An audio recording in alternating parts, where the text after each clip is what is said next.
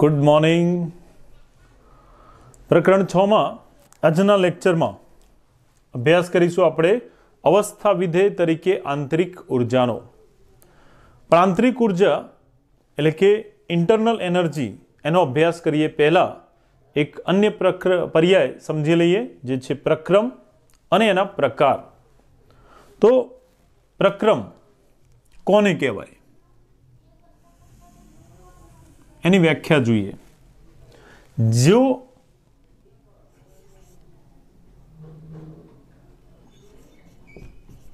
प्रणालीनु एक अवस्थामांथी बीजी अवस्थामां थतुं परिवर्तन, टूंकमां आपणे लखीए तो प्रक्रम एटले शुं के प्रणालीनु ज्यारे एक अवस्थामांथी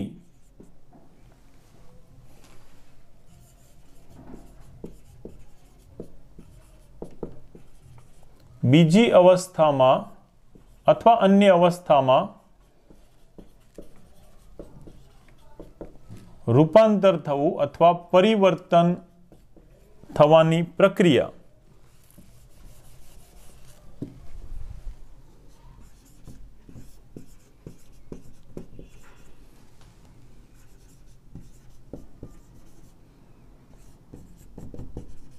ने प्रक्रम कहे छे। आम प्रणालीनु एक अवस्थामांथी बीजी अवस्थामां थतुं परिवर्तन ए प्रक्रम कहेवाशे। जेम के बरफ आपमेळे पीगळीने पाणी बनी जाए, पाणी आपमेळे बाष्प बनी जाए, बाष्पीभवन थई जाए, वायुमां फेरवाई जाए। आम प्रणालीनु एक अवस्थामांथी बीजी अवस्थामां थता परिवर्तनने अथवा परिवर्तननी क्रियाने प्रक्रम कहे छे। आ जे प्रक्रम छे ए दरमियान प्रणाली चोक्कस द्रव्य नियत जळवातुं होय, जेम के ऊर्जा, दबाण, उष्मा वगैरे, जेना आधारे एने जुदा जुदा त्रण पेटा प्रकारमां वर्गीकृत करी शकाय। तो प्रक्रम ना त्रण प्रकार छे। प्रक्रमना मुख्य त्रण प्रकार। टूंका प्रश्न तरीके आ पण अगत्यनो प्रश्न छे, कया त्रण प्रकार? तो प्रक्रमना त्रण प्रकार जे छे एमां नंबर 1 पहलो प्रकार जेनी वात करीए ए छे समतापी प्रक्रम। पहलो प्रकार प्रक्रमनो छे समतापी प्रक्रम। नाम उपरथी ज तमने थोड़ोक अंदाज आवी जाए कि आ प्रक्रम दरमियान शुं समान अथवा अचल रहेतुं हशे। तो जे प्रक्रम दरमियान ताप एटले तापमान, सम एटले समान एटले के अचल, जे प्रक्रम दरमियान प्रणाली उष्मा घुमावे पण नहीं, प्रणाली पोतानुं तापमान अचल जाळववानो प्रयत्न करे। तो जे प्रक्रम दरमियान तापमान अचल रहतुं होय, शुं अचल रहतुं होय? तापमान अचल रहे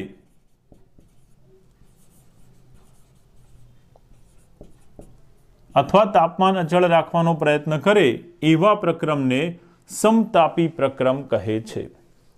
प्रणाली तापमान जाळववा माटे जुदा जुदा फेरफार अनुभवी सके, जे माटे ऊर्जा मेळवी के गुमावी सके। जेम के आपणे जोईए के आपणा शरीरमां उनाळामां ज्यारे ऊंचुं तापमान हशे तो आपणा शरीरमांथी प्रवाही परसेवो बहार निकळशे। परसेवो बहार निकळशे एटले आपणा बोडीमां रहेलुं जे प्रवाही छे ए ऊंचा तापमाने शरीरमांथी बहार आवे छे परसेवा स्वरूपे, केटलाक उत्सर्ग द्रव्यो सहित बहार आवशे। आम आपणा शरीरमां जे परसेवो वळे छे एना कारणे ए बोडीना टेम्परेचरने ऊंचा तापमान, वातावरणना तापमान साथे मेन्टेन करे छे। आज बॉडी ज्यारे नीचा तापमाने ठंडामां हशे त्यारे परसेवो छूटतो नथी। तो प्रणाली जे छे ए प्रणाली ऊर्जा मेळवीने के गुमावीने के द्रव्यनी आप-લે કરીને तापमान अचल राखवानो प्रयत्न करे छे। આવા પ્રક્રમને કે જેમાં તાપમાન અચળ રહેતું હોય એને સમતાપી પ્રક્રમ કહે છે. જેમ નદીનું પાણી જે હશે એ પાણી આપણે જોઈએ કે ઉનાળામાં પણ પાણી આપણે લઈશું તો એ બહારના વાતાવરણ જેટલી ગરમી હોતી નથી, કારણ કે પાણી જે છે એ વધારાની જે ગરમી સૂર્યની જે આવશે એ પાણીના બાષ્પીભવનમાં ઉપયોગ કરી લે છે. આમ એનું દ્રવ્ય ઓછું થઈ જશે, પરંતુ પાણીનું તાપમાન બહારની ગરમી જેટલું થતું નથી. સેમ એવું ઝાડની નીચે આપણને ઠંડક લાગશે, કારણ કે ઝાડમાં ઊંચા તાપમાને ઉનાળામાં બાષ્પોત્સર્જન પ્રક્રિયા વધારે થશે, એટલે એની બાષ્પ જે હોય, ભેજ હોય એ આજુબાજુ રહેશે છાયામાં, અને આજુબાજુ ભેજ રહેવાને કારણે આપણને ઠંડક લાગતી હોય છે. તો કોઈપણ પ્રણાલી જ્યારે અવસ્થામાં પરિવર્તન કરે ત્યારે એનું તાપમાન જો અચળ રહે તો એને સમતાપી પ્રક્રમ કહે છે, અથવા એને આઇસોથર્મલ પ્રોસેસ કહેવામાં આવે છે. પ્રક્રમ એને પ્રોસેસ કહેવાય, એના પરથી સમતાપી પ્રક્રમ એટલે આઇસોથર્મલ પ્રોસેસ, જેમાં તાપમાન અચળ રહે.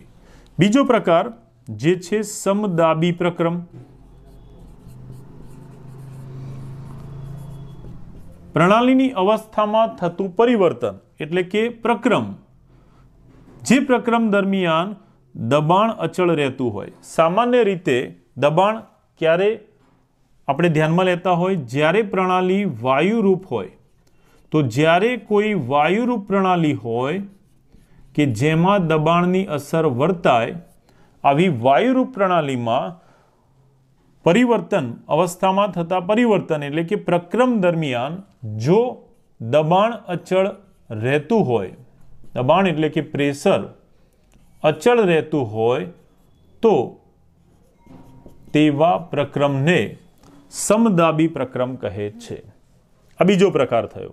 અને ત્રીજો પ્રકાર જોઈએ સમદાબી પ્રક્રમ. એમાં દબાણ સમાન અથવા અચળ રહે છે, જેને આઇસોબેરિક પ્રોસેસ તરીકે ઓળખવામાં આવે. ત્રીજો પ્રકાર જે છે સમોષ્મી પ્રક્રમ.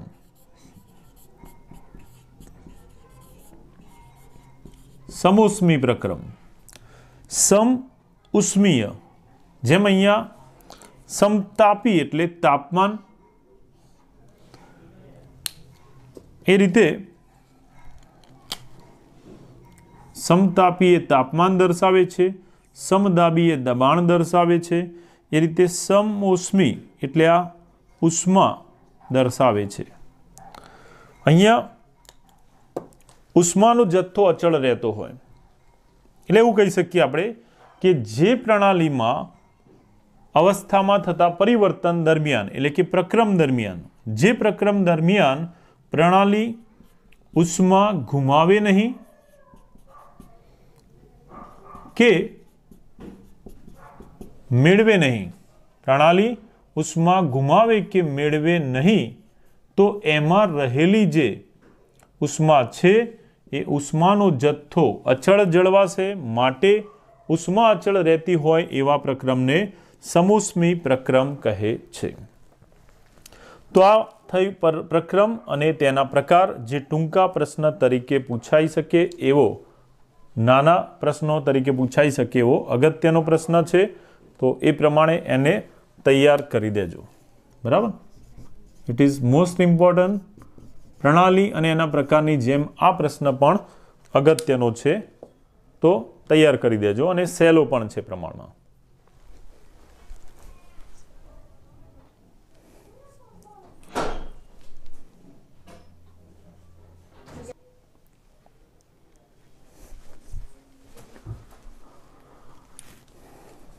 હવે અવસ્થા વિધેય તરીકે આપણે અભ્યાસ કરીએ આંતરિક ઉર્જા.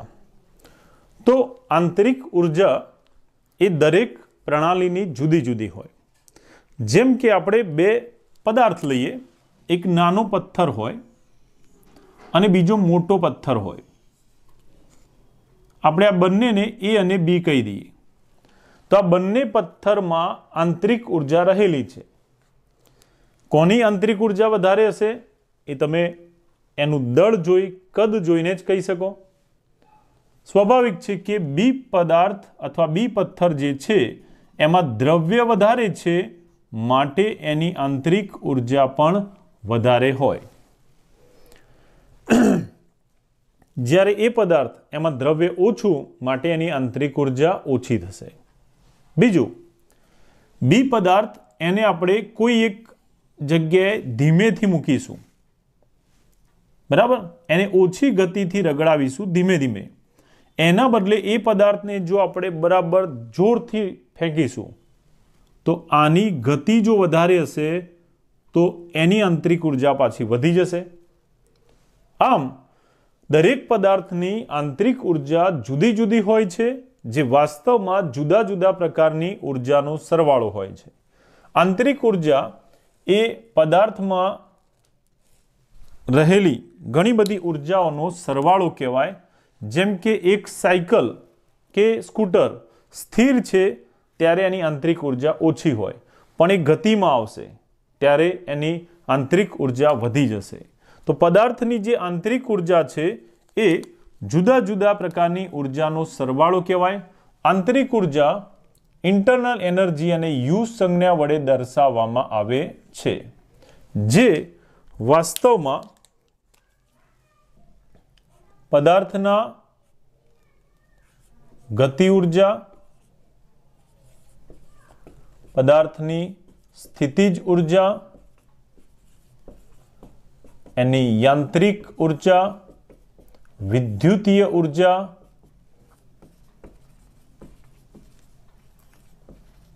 વગેરે પ્રકારની ઉર્જાનો સરવાળો એટલે તે પદાર્થની આંતરિક ઉર્જા. જેમ એક વાહક તાર છે, આ જે વાહક તાર છે એ તાર એની જ્યારે વિદ્યુત પ્રવાહ પસાર ના થતો હોય ત્યારે એની આંતરિક ઉર્જા ઓછી, પરંતુ જ્યારે આમાંથી વિદ્યુત પ્રવાહ વહન પામે, વિદ્યુતનું વહન થશે ત્યારે એને કોઈ અડશે નહીં, કારણ કે એની આંતરિક ઉર્જા ખૂબ વધારે હોય. જેટલો વોલ્ટેજ વધારે હશે એટલી એની આંતરિક ઉર્જા વધારે હશે. દ્રવ્ય એનું એ જ છે, તાર ગતિમાં પણ નથી, પરંતુ એમાં ઇલેક્ટ્રોન કણોની ગતિને કારણે એટલે કે વિદ્યુત ઉર્જાને કારણે આ જે તાર છે એની આંતરિક ઉર્જા વધી જાય છે. તો પદાર્થની આંતરિક ઉર્જા એ આવી જુદી જુદી ઉર્જાનો સરવાળો કહેવાય. આ પ્રકારની આંતરિક ઉર્જા એને યુ સંજ્ઞા વડે દર્શાવવામાં આવે છે. આંતરિક ઉર્જા એમાં જુદી જુદી રીતે ફેરફાર કરી શકાય. આંતરિક ઉર્જામાં થતો ફેરફાર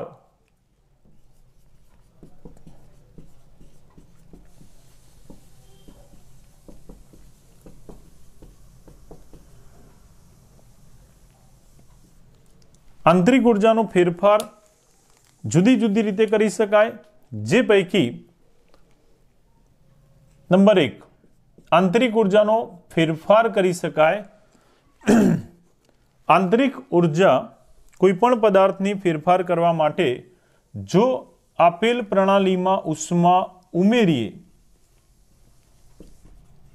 પ્રણાલીમાં ઉષ્મા ઉમેરીને કે ઉષ્મા દૂર કરીને તેની આંતરિક ઉર્જામાં ફેરફાર કરી શકાય.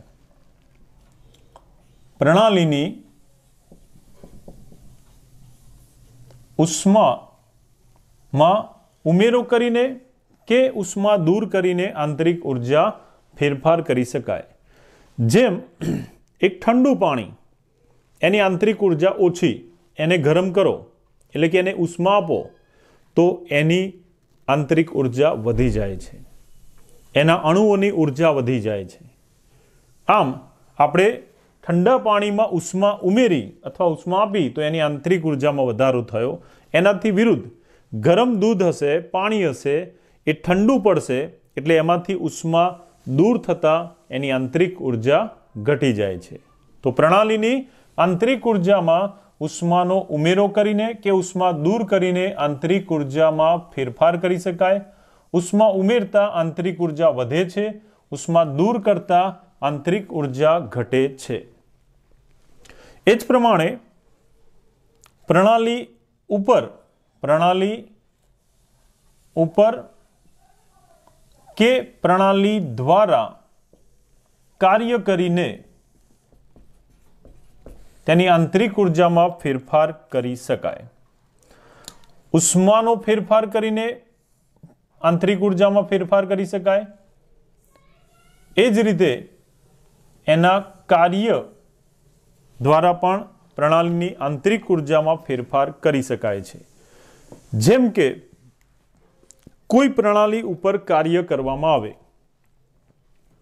દાખલા તરીકે પ્રણાલી ઉપર કે પ્રણાલી દ્વારા કાર્ય કરવામાં આવે તો એની આંતરિક ઉર્જામાં ફેરફાર થશે. જેમ એક તાર હોય, વાહક તાર અથવા તો ધાતુનો તાર, જેમાં વિદ્યુત વહન કરતા નથી, એવો આ જે તાર કે સળિયો હોય એને જો તમે એને બરાબર ટીપવામાં આવે તો આપણે શું કરીએ છીએ? તાર ઉપર કાર્ય કરીએ છીએ. તાર ઉપર ટીપવામાં આવે હથોડી વડે, ત્યારે તાર ઉપર કાર્ય કરીએ છીએ તો આ તારનું ટીપણ એટલે કે એને ટીપ્યા બાદ તમે જુઓ તો એની ઉષ્મા અથવા ગરમીમાં વધારો થયો છે. એક તાર કે પટ્ટીને ટીપવામાં આવે તો જે ભાગ ઉપર હથોડી મારીએ છીએ એવો ભાગ એ હથોડીના ઘાને કારણે એક પ્રકારની એની ઉર્જા વધે છે. આગળ આપણે શીખી ગયા કે એક પ્રકારની ઉર્જા હથોડી ચલાવી એટલે આપણે શું કર્યું? યાંત્રિક કાર્ય કર્યું, બળ આપ્યું. તો એને કારણે આમાં ઉષ્મા ટ્રાન્સફર થશે. ઉર્જાનું એક સ્વરૂપમાંથી બીજામાં રૂપાંતર થતાં તાર જે છે ગરમ થશે, એટલે કે એના ઉપર કાર્ય કરતા એની ઉર્જામાં વધારો થાય છે. પ્રણાલી દ્વારા કાર્ય થાય ત્યારે ઉર્જામાં આંતરિક ઉર્જામાં ઘટાડો થાય. પ્રણાલી ઉપર કાર્ય થાય તો ઉર્જામાં વધારો થાય, અને જો પ્રણાલી દ્વારા કાર્ય થાય તો ઉર્જામાં ઘટાડો થાય છે. જેમ કે એક ગધેડો કે જે ની ઉપર આપણે બહુ ભાર મૂકી અને એના દ્વારા કોઈ કાર્ય કરાવીએ, અથવા કોઈ ઘોડો હોય એના ઉપર બેસીને તમે મુસાફરી કરો, ઊંટ લારી ચલાવો, તો ઊંટ જેના દ્વારા કાર્ય થાય છે એને ઊંટને આપણે પ્રણાલી લઈ લઈએ. તો આવું કોઈ પણ પ્રાણી હોય કે કોઈ પણ પ્રણાલી હોય, જ્યારે એના દ્વારા કાર્ય કરાવવામાં આવે છે ત્યારે એની ઉર્જામાં ઘટાડો થાય છે. આપણા ખુદનું શરીર લઈ લઈએ તો જ્યારે આપણે કોઈ કાર્ય કરીશું, જેમ કે તમે ભણવાનું કાર્ય કરતા હોય અથવા હું ભણાવવાનું કાર્ય કરતો હોય કે કોઈ વાહન ચલાવીશું, આવું કોઈ પણ કાર્ય આપણા દ્વારા થશે ત્યારે આપણા પ્રણાલી એટલે કે આપણે અથવા કે પ્રણાલી દ્વારા કાર્ય થતાં આપણી આંતરિક ઉર્જામાં શું થશે? ઘટાડો થાય છે. નંબર 2. એ જ રીતે નંબર 3, આંતરિક ઉર્જામાં ફેરફાર કરી શકાય પ્રણાલીના દ્રવ્યમાં વધારો કરી એટલે કે ઉમેરો કરી કે ઘટાડો કરીને. શેમાં? દ્રવ્યમાં. પ્રણાલીનું દ્રવ્ય જે છે એમાં વધારો કરી એટલે કે ઉમેરો કરીને કે ઘટાડો કરીને આંતરિક ઉર્જામાં ફેરફાર કરી શકાય છે. જેમ કે એક બંધ, એક નદી ઉપર આપણે બંધ બનાવી દઈએ તો આ જે બંધ બનાવીશું ત્યારે બંધને કારણે અહીંયા પાણીની સપાટી વધી જાય છે. આ બાજુ આપણે પાણી ખોલીએ તો જ એ વહન પામશે. આમ જ્યારે નદી પર પાણીને બંધ બાંધવામાં આવે છે ત્યારે આ બાજુ દ્રવ્ય વધી જાય છે, એટલે એની આંતરિક ઉર્જા પણ વધી જાય છે. બીજી બાજુ જ્યાં દ્રવ્ય ઘટે છે તો એની આંતરિક ઉર્જા ઓછી થઈ જાય. આની આંતરિક ઉર્જા કેટલી થઈ એ જોવું હોય તો આના દરવાજો ખુલે એટલે નીચે તમે ગોઠવાઓ તો ખબર પડે કે એની આંતરિક ઉર્જા કેટલી હોય. આમ જ્યારે દ્રવ્ય વધે, અહીંયા પણ આપણે ઉદાહરણ આપ્યું કે અહીંયા પદાર્થ A અને B, બે પથ્થરની વાત કરી હતી, એમાં B પદાર્થ જે છે એનું દ્રવ્ય વધે છે તો એની આંતરિક ઉર્જા વધી જાય. બરાબર? જે રીતે એક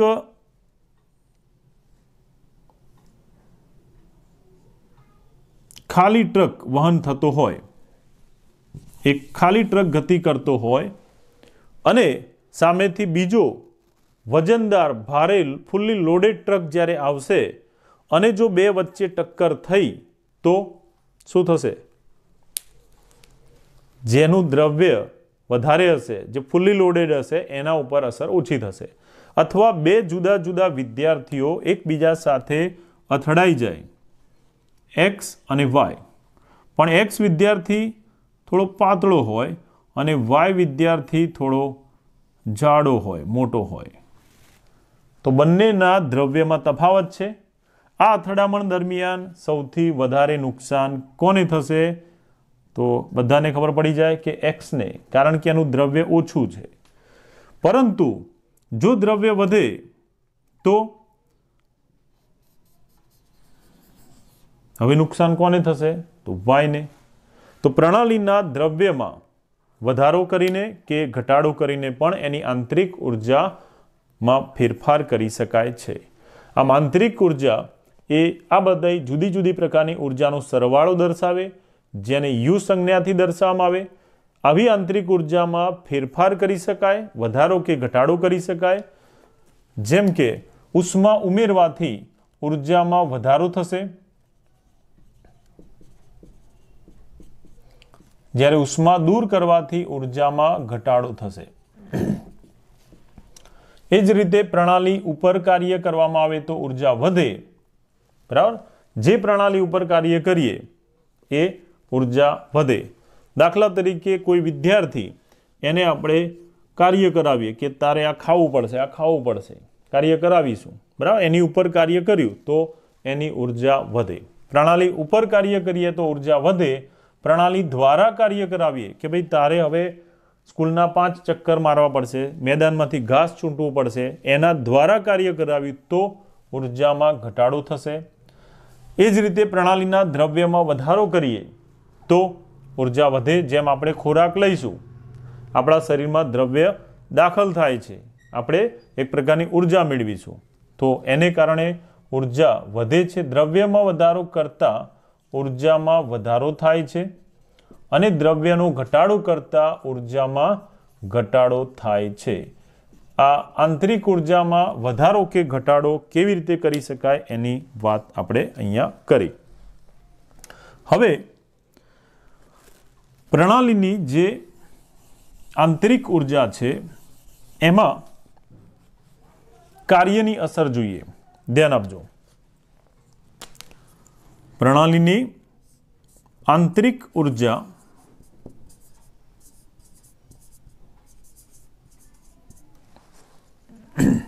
માં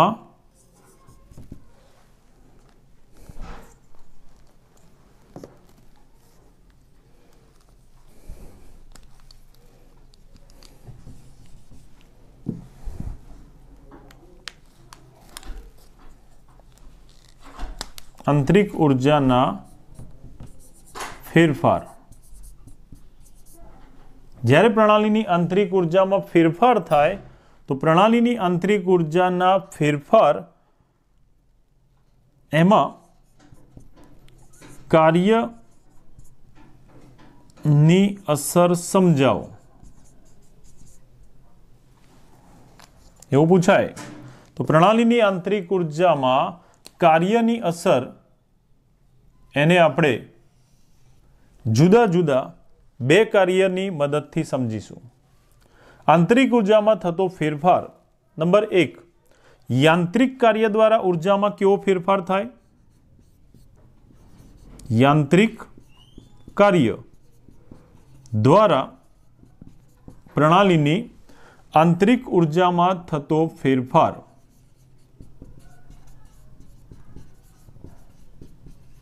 एनो अभ्यास करीशुं।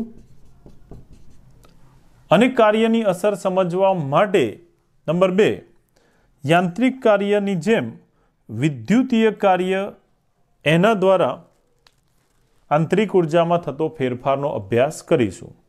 आम कार्यनी असर समजवा माटे यांत्रिक कार्य अने विद्युतीय कार्य आवा बे कार्यनी आंतरिक ऊर्जा में थती असरनो अभ्यास करीशुं। अत्यारे आपणे कार्यनी असर समझीए यांत्रिक कार्य द्वारा। ध्यान आपजो, बराबर समझो। धारो के 1 કિલો જૂલ જેટલું યાંત્રિક કાર્ય કરવામાં આવે. યાંત્રિક કાર્ય એટલે યંત્ર ચલાવીને કરીએ એ કાર્ય, એને યાંત્રિક કાર્ય કહેવાય. યંત્ર ચલાવીને 1 કિલો જૂલ જેટલું કાર્ય કરીએ, જે માટે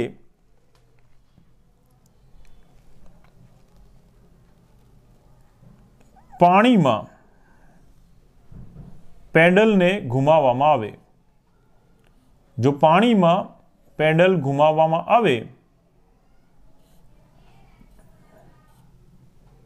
તો પાણીમાં પેડલને ઘુમાવતા જ્યારે તમે પેડલને ઘુમાવશો ત્યારે પેડલને પાણીમાં ઘુમાવતા પેડલ ઘુમાવવાની અંદર આપણે એક ઉર્જા વાપરીએ છીએ, આપણા શરીરની ઉર્જા. જે ઉર્જા યંત્ર ચલાવવામાં વપરાય છે એટલે કે યાંત્રિક કાર્ય થાય છે. તો પેડલ ચલાવવામાં જે યાંત્રિક કાર્ય કરવામાં ઉર્જા વપરાય છે, કેટલી ઉર્જા વપરાય છે? આપણે 1 કિલો જૂલ ઉર્જા યાંત્રિક કાર્ય કરવામાં જ્યારે વાપરીએ ત્યારે આ યાંત્રિક કાર્ય થશે કે પેડલ ફરતું જશે આ રીતે. તો યાંત્રિક કાર્ય જેમ જેમ થતું જશે તેમ તેમ આ યાંત્રિક કાર્યને કારણે આપણા શરીરની ઉર્જા ઓછી થશે, પરંતુ સાથે સાથે પાણી જેમાં આ કાર્ય કરવામાં આવે છે એને આ ઉર્જા પ્રાપ્ત થતી હોય છે. એટલે ઉર્જાનો ફેરફાર અહીંયા જોવા મળશે, જેને સમજવા માટે ધારો કે પાણીની, જેને આપણે પ્રણાલી કહીએ, પાણી જે એક પ્રણાલી છે, ધારો કે તેની પ્રારંભિક અવસ્થામાં જ્યારે યાંત્રિક કાર્યની શરૂઆત નથી કરી ત્યારે પ્રારંભિક અવસ્થામાં જો તેની આંતરિક ઉર્જા UA હોય, પદાર્થ એને આપણે એ કહી દઈએ, અને આ જે અવસ્થા છે એને જો આપણે એ અવસ્થા કહી દઈએ તો પ્રારંભિક અવસ્થા જેને એ અવસ્થા કહીએ છીએ, આ પાણી એ પ્રણાલી છે, એની પ્રારંભિક અવસ્થા એને જો એ વડે દર્શાવીએ, પ્રારંભિક અવસ્થા એટલે કે અવસ્થા એ, તો એની આંતરિક ઉર્જા એ વખતે પાણીમાં સમાયેલી ઉર્જા જ્યારે પેડલ ફેરવ્યા નથી એ વખતે પ્રારંભિક સ્થિતિમાં એની આંતરિક ઉર્જા UA, જેની આંતરિક ઉર્જા દર્શાવે છે,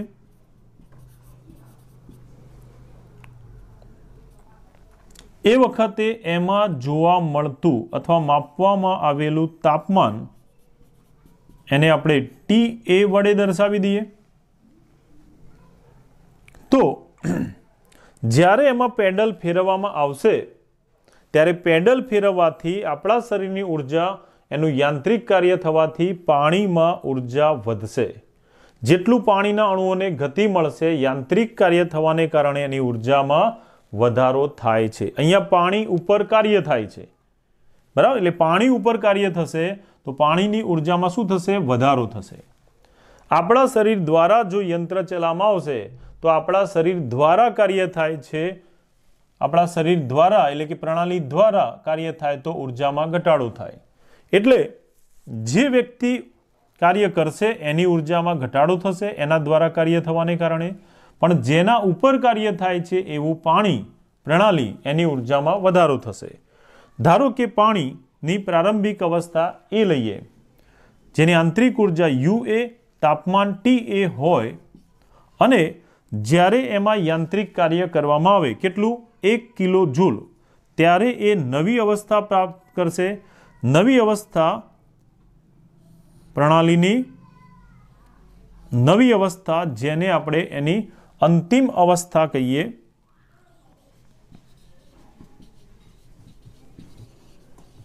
જેને અવસ્થા B વડે દર્શાવીએ તો એ દરમિયાન એની આંતરિક ઉર્જા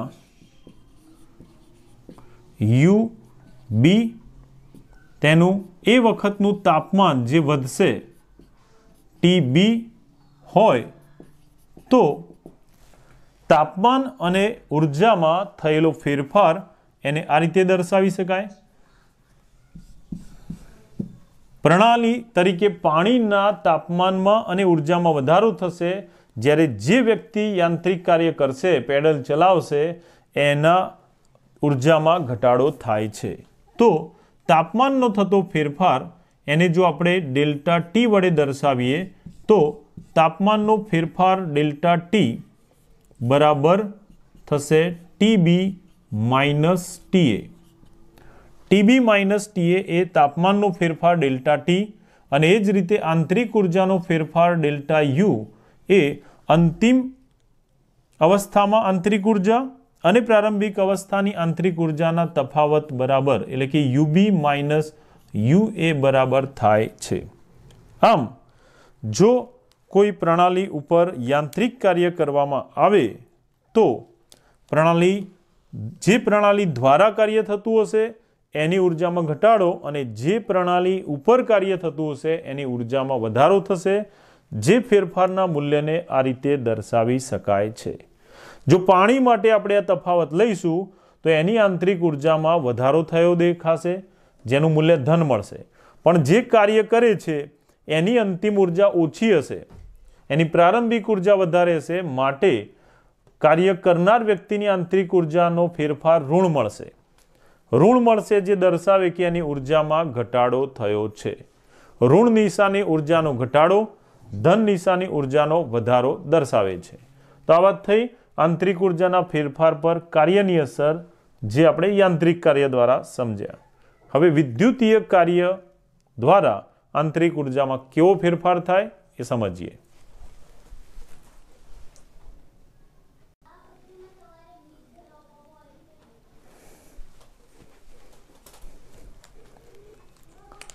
પ્રણાલીની આંતરિક ઉર્જાના ફેરફાર પર કાર્યની અસર, એમાં યાંત્રિક કાર્ય દ્વારા ઉર્જાનો ફેરફાર કેવી રીતે થાય એનો અભ્યાસ આપણે કર્યો. આંતરિક ઉર્જાના ફેરફાર એમાં યાંત્રિક કાર્ય દ્વારા થતો ફેરફાર એની સમજૂતી જોઈ. હવે જોઈએ વિદ્યુતીય કાર્ય કરવાથી આંતરિક ઉર્જામાં કેવો ફેરફાર થતો હોય. તો વિદ્યુતીય કાર્ય માટે એક ઉદાહરણ લઈએ. એક વિદ્યુત રાસાયણિક કોષ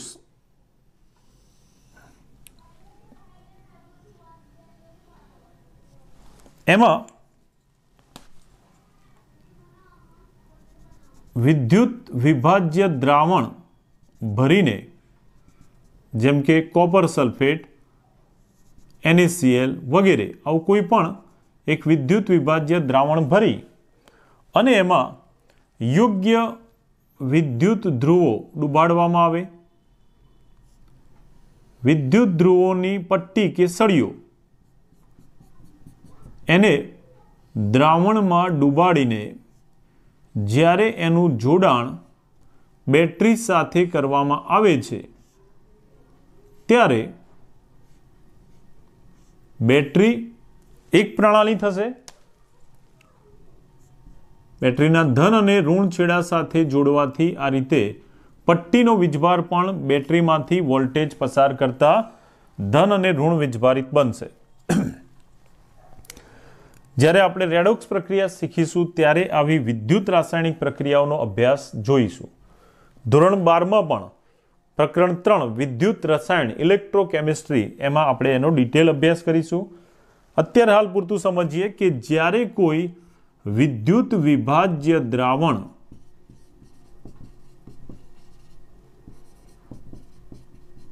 એમાં કોઈ વિદ્યુત ધ્રુવો એટલે કે પટ્ટી કે સળિયા એને વિદ્યુત ધ્રુવો કહેવાય ડુબાડવામાં આવે અને જો એમાં બેટરી જોડીને વિદ્યુત પ્રવાહ પસાર કરવામાં આવે તો અહીંયા વિદ્યુતીય કાર્ય થાય છે. બેટરી દ્વારા વિદ્યુતીય કાર્ય થશે. કોના દ્વારા કાર્ય થશે? બેટરી દ્વારા આ કાર્ય થશે. કોની ઉપર થશે? તો વિદ્યુત વિભાજ્ય દ્રાવણ પર કાર્ય થાય છે. જેના દ્વારા કાર્ય થાય તેની ઉર્જામાં ઘટાડો થાય અને જેના ઉપર કાર્ય થાય વિદ્યુત વિભાજ્ય દ્રાવણ એના પર કાર્ય થાય તો આ પ્રણાલી એના પર કાર્ય થાય છે માટે એની ઉર્જામાં વધારો થાય છે. આપણે જોઈએ કે બેટરી જે છે એ જેટલી વપરાશે વોલ્ટેજ એમાંથી આમાં દ્રાવણમાં જશે તો બેટરીની ક્ષમતા એટલે કે ઉર્જા ઓછી થતી જશે. વારંવાર ઉપયોગ કરવાથી એની ક્ષમતા એક સમય એટલી પૂરી થઈ જાય કે આપણે એને ફરીથી ચાર્જ કરવી પડે. આમ જેના દ્વારા કાર્ય થાય એની ઉર્જામાં ઘટાડો થાય છે અને જેના ઉપર કાર્ય થાય છે એને ઉર્જા મળવાથી એ ઉર્જા શોષે છે માટે એની ઉર્જામાં વધારો થાય છે. બેટરીમાંથી વિદ્યુત પ્રવાહ પસાર કરતા અહીંયા બે જે વિદ્યુત ધ્રુવો છે એનોડ અને કેથોડ એના ઉપર ઓક્સિડેશન અને રિડક્શનની પ્રક્રિયા થઈ અને દ્રવ્ય જમા થાય છે. દ્રાવણમાં રહેલા જે ધન વીજભારિત આયનો હોય એ ઋણ પટ્ટી ઉપર જમા થાય. એ જ રીતે જો ઋણ વીજભારિત આયનો હોય તો એ ધન પટ્ટી ઉપર આકર્ષણ પામીને પ્રક્રિયા પામે છે. આમ વિદ્યુત પ્રવાહ પસાર કરવાથી થતું કાર્ય એને વિદ્યુતીય કાર્ય કહે છે. જો વિદ્યુતીય કાર્ય કરવામાં આવે અને એના વડે 1 જૂલ જેટલું કાર્ય કરીએ તો આ વિદ્યુતીય કાર્ય દરમિયાન પણ એક પ્રણાલીની ઉર્જામાં ઘટાડો થાય છે તો બીજી પ્રણાલી જેના પર વિદ્યુતીય કાર્ય થાય છે એની ઉર્જામાં વધારો થાય છે. કાર્યનો એકમ જૂલ છે. પ્રણાલીની અવસ્થા શરૂઆતમાં કેવી હતી, પ્રારંભિક અવસ્થા અને અંતિમ અવસ્થાના આધારે અહીંયા પણ જો એના તાપમાનના મૂલ્યો પ્રારંભિક અવસ્થા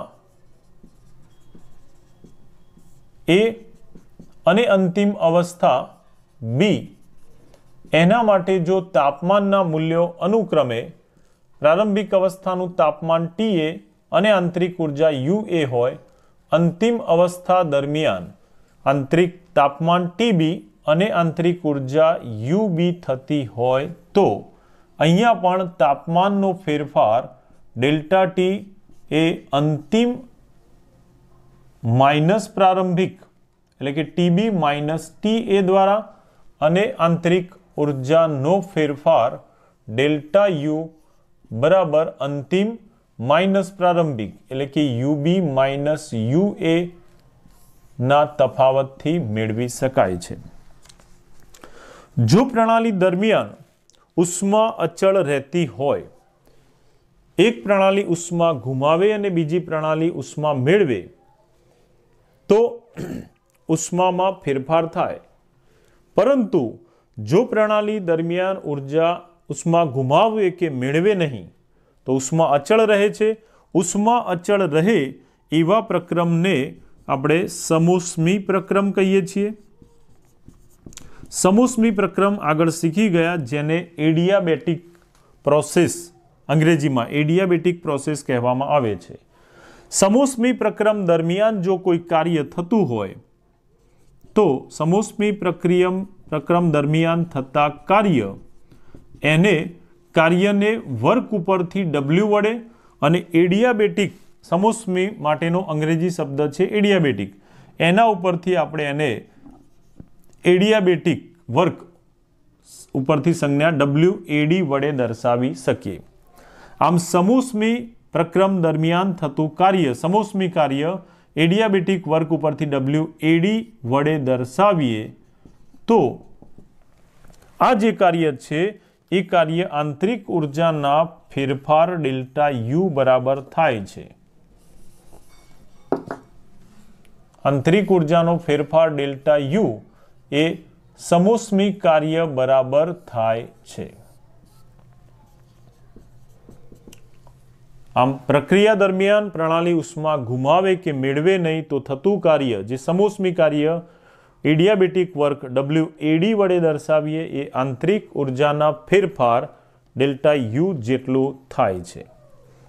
હવે પ્રણાલીમાં થતું કાર્યની અસર યાંત્રિક કે વિદ્યુતીય કાર્ય, આવું જે કાર્ય છે એ કાર્યનું મૂલ્ય ક્યારે ધન હોય, ક્યારે ઋણ હોય. એની વાત કરીએ તો જ્યારે પ્રણાલી દ્વારા કાર્ય કરવામાં આવે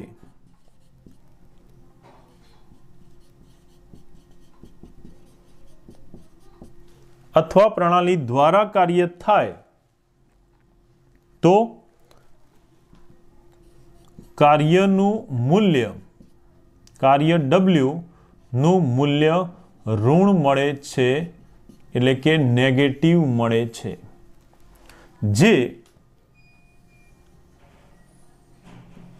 એમાં થયેલા ઘટાડાનું સૂચન કરે છે.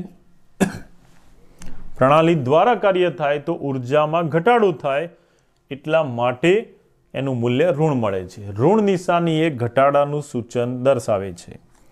આમ પ્રણાલી દ્વારા કાર્ય થાય તો કાર્યનું મૂલ્ય ઋણ મળશે. યાદ રાખવાનું દાખલાઓ માટે અગત્યનું. એ જ પ્રમાણે નંબર 2, જો પ્રક્રિયા દરમિયાન પ્રણાલી પર કાર્ય થાય અથવા પ્રણાલી ઉપર કાર્ય થાય કે કરવામાં આવે તો કાર્ય W નું મૂલ્ય ધન મળશે, જેને આપણે પોઝિટિવ, ટૂંકમાં પોઝિટિવને આ રીતે લખાય, એના વડે દર્શાવીશું, જે એમાં થયેલા ઉર્જાનો વધારો દર્શાવે છે. ધન મૂલ્ય એ ઉર્જામાં થયેલો વધારો સૂચવે છે. જેમ અહીંયા આપણે બતાવ્યું કે પ્રણાલી, બેટરી એ પ્રણાલી છે, એના દ્વારા કાર્ય થાય છે તો ઉર્જામાં ઘટાડો થાય છે, માટે આ બેટરીની ઉર્જાના મૂલ્ય કેવું મળશે? ઋણ મળશે. કારણ કે એનું ઉર્જામાં ઘટાડો થાય છે, માટે એનું મૂલ્ય ઋણ મળશે. જ્યારે વિદ્યુત વિભાજ્ય દ્રાવણ ઉપર કાર્ય થશે ત્યારે એની ઉર્જામાં વધારો થશે, જે ધન મૂલ્ય બતાવશે, જે ઉર્જામાં થયેલા વધારાનું સૂચન કરે છે. તો દાખલાઓની રકમમાં પણ આપણે જોઈશું કે જ્યારે પ્રણાલી પર કે પ્રણાલી ઉપર કાર્ય કરવામાં આવે, કોઈ વાર લખેલું હોય કે પ્રણાલીમાં કાર્ય કરવામાં આવે, તો પણ કાર્યનું જે મૂલ્ય છે એ ધન થશે, પોઝિટિવ લેવાનું રહેશે. તો આ 2 શબ્દ યાદ રાખવાનો.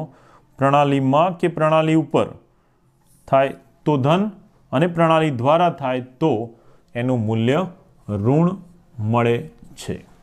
ઓકે, દાખલાઓ માટે આ અગત્યનું છે, યાદ રાખજો.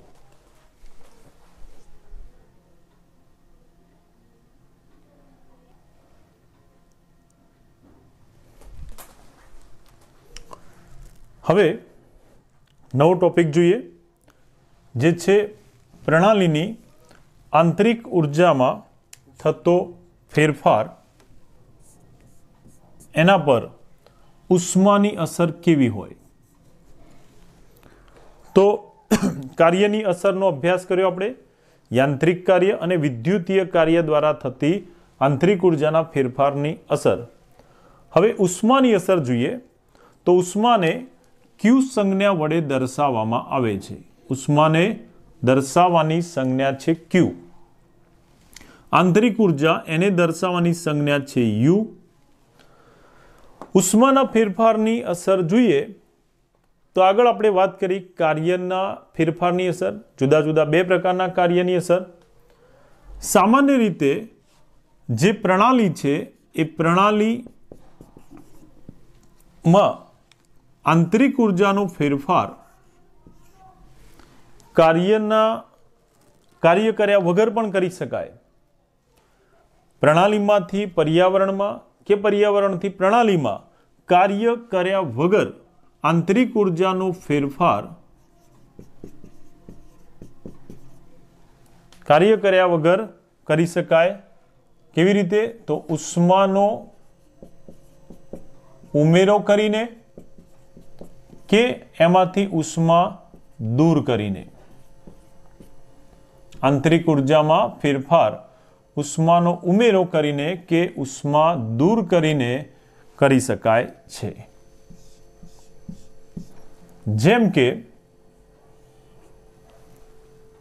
ધ્યાન આપજો, એક ગ્લાસમાં સ્ટીલનું એક ગ્લાસ છે જેની અંદર ગરમ દૂધ ભરેલું છે અથવા ગરમ પાણી ભરેલું હોય. સમજો કે અત્યારે એક ગરમ દૂધ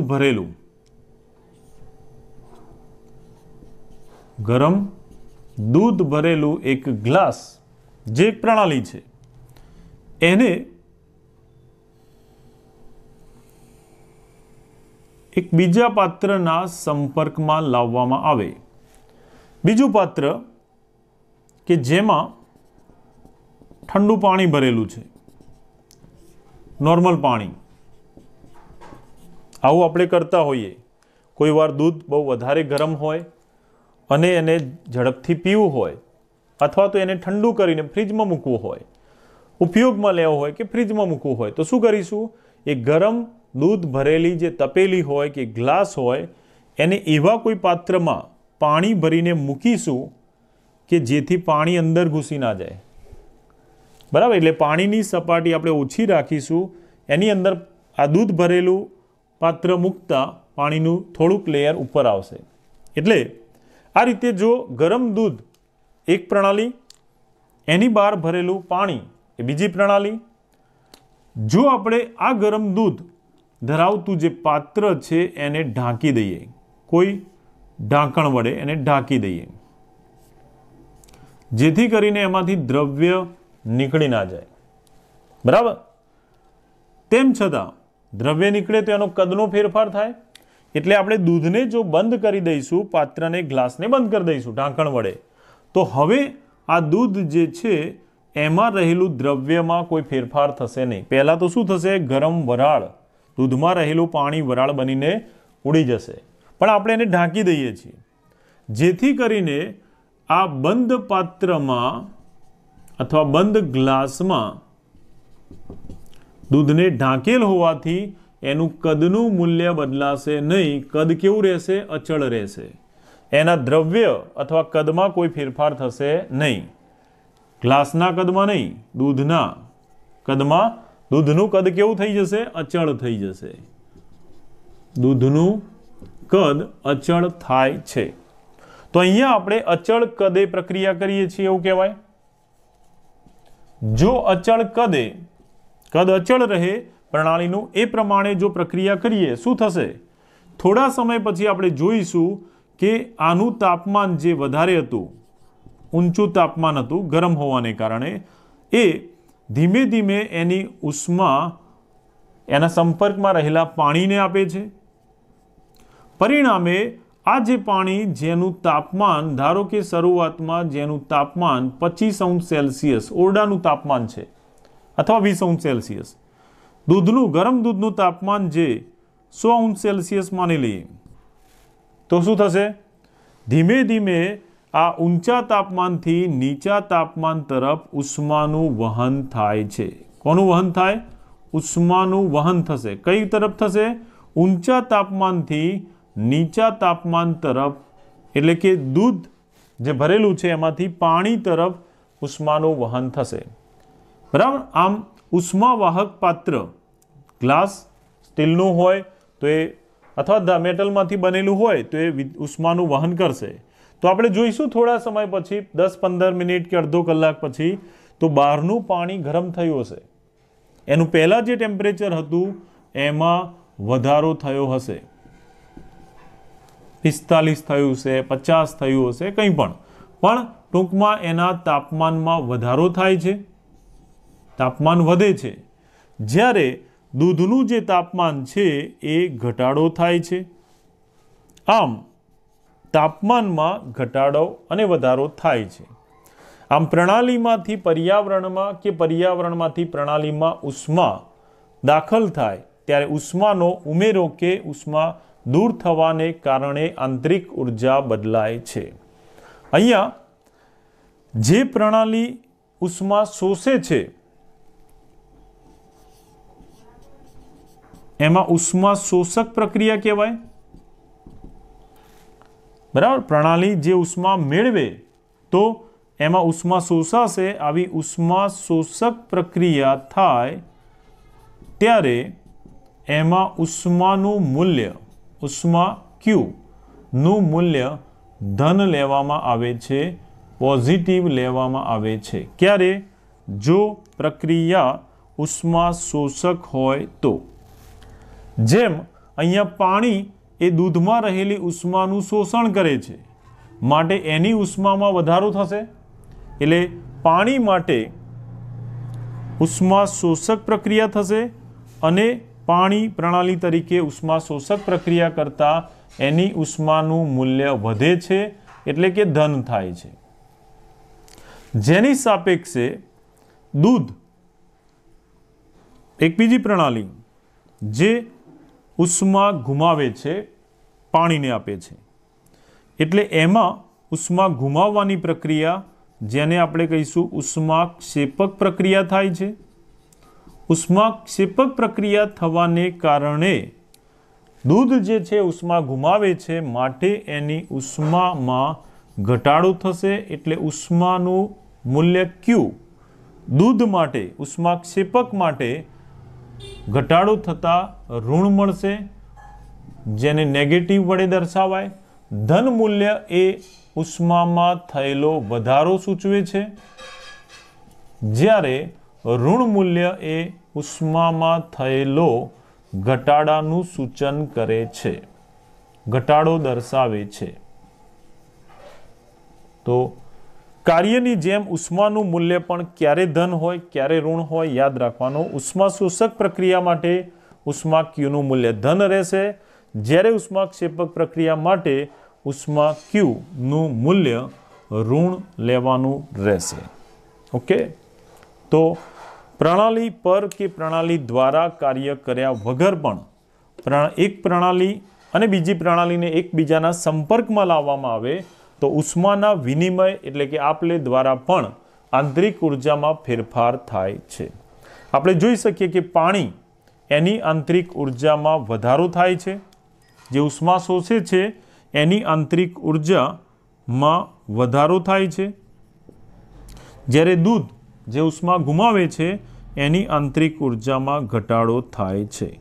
આમ આંતરિક ઉર્જામાં ફેરફાર ઉષ્માના કારણે પણ શક્ય બને છે. જુદી જુદી બે પ્રકારની પ્રક્રિયામાં ઉષ્માના મૂલ્ય એ આંતરિક ઉર્જામાં ફેરફાર કરવા માટે એક પરિબળ બને છે. ઓકે. તો આટલે સુધી રાખીએ છીએ. બરાબર તૈયાર કરજો.